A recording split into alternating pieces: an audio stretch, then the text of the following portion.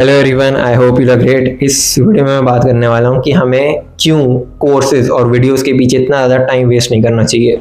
मतलब हम क्या करते हैं ना कि अगर हमें मान के चलो कोई नया टॉपिक सीखना है तो हम क्या करते हैं कि हम कोर्सेरा पे सर्च करते हैं, यूडेमी में सर्च करते हैं और देखते हैं कि कौन सा सबसे ज़्यादा अच्छा कोर्स है, कौन सा सबसे पॉपुलर कोर्स है जो हम ले सकते हैं। बट इसमें क्या होता है ना कि देखो, कोर्सेज से आपको थ्योरी तो समझ आ जाती है बट उससे कोई खास फायदा नहीं होने वाला। आपको सिर्फ एक थ्योरी मिलती है और एक बेसिक कंसेप्ट ही समझ आता है, पर जो उसका प्रैक्टिकल इंप्लीमेंटेशन है या वो किस तरीके से वो चीज़ यूज हो रही है वो आपको समझ ही नहीं आएगा।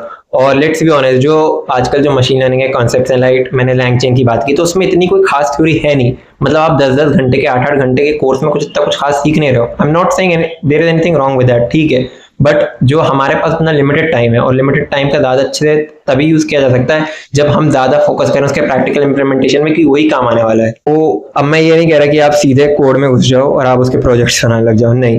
पर आप क्या कर सकते हो, सबसे पहले मैं भी ऐसे ही करता हूँ, आप थोड़ी बहुत उसकी थ्योरी सीख लो। आप 20 मिनट तक उस वो चीज़ क्या है, वो चीज़ के बेसिक कंसेप्ट्स क्या हैं वो सीख लो। फिर उसके बाद आप सीधा VS कोड में जाओ और कोई डमी डेटा ले लो, कोई डमी PDF फाइल ले लो, कोई डमी CSV फाइल ले लो और उसके थ्रू काम करना चालू कर दो।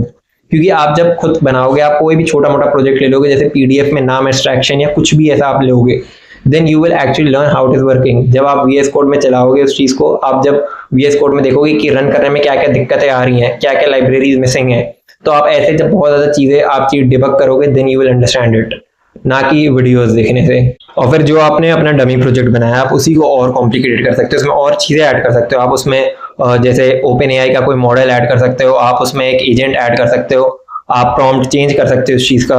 तो आप ऐसे ही खुद ही चीज़ों को बदल के देख सकते हो, तो आपकी अंडरस्टैंडिंग और बदल जाएगी, मतलब और अच्छी हो जाएगी, क्योंकि आप खुद उसमें अपनी गलतियां समझोगे and you will learn much more better than just watching the videos. क्योंकि वीडियो में तो एक स्ट्रेट पाथ बताया जाएगा और आपको वही पाथ देखना पड़ेगा and mostly you will not gain much knowledge from that. Of course you can take help of ChatGPT। आप ChatGPT से भी अपने प्रोजेक्ट्स मांग सकते हो, जो भी दिक्कतें आ रही हैं आप ChatGPT में कॉपी पेस्ट कर सकते हो and ChatGPT will tell you how to debug that, because otherwise it will become very difficult for you to do it. So ChatGPT can make it very easier for you. This doesn't mean that आप ChatGPT से सिर्फ टीपा टापी कर रहे हो, आप समझ रहे हो चीज़ों को और इम्प्लीमेंट कर रहे हो and ChatGPT is helping you with that. और ऐसे ही काम होता है।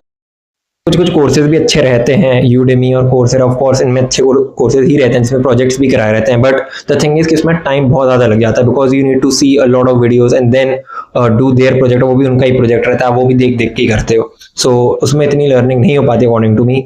सो दैट्स, और हमारे पास ऑफ कोर्स टाइम काफ़ी कम रहता है, तो हमारे को क्लासेस भी जानी रहती हैं और एग्जाम्स भी देने रहते हैं। तो जब इस चीज़ का टाइम काफ़ी कम रहता है तो हम जो स्मार्ट इन्वेस्टमेंट कर सकते हैं वो करें। अगर आपके पास बहुत ज़्यादा टाइम है, then of course you can also watch the videos. Everyone, that's it for the video. If you have any other doubts, comments, you can comment it down and please subscribe to my channel. Bye.